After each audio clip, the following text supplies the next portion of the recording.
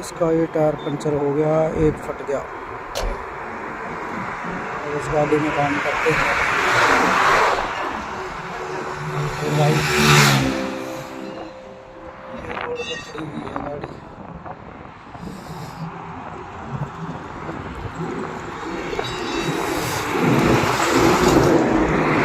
ये अपने बैरिकेड लग रहे हैं।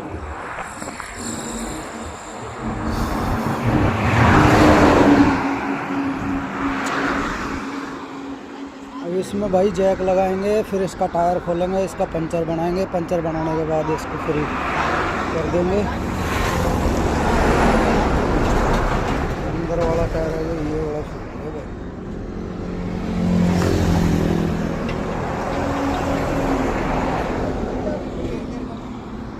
ये अपनी गाड़ी है भाई पंचर वाली।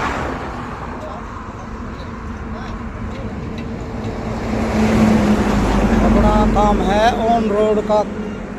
ऑन रोड कहीं भी किसी की भी गाड़ी पंचर हो जाए या टायर फट जाए, टायर बदलना हो तो हमसे मिलें और अपना काम कराएं।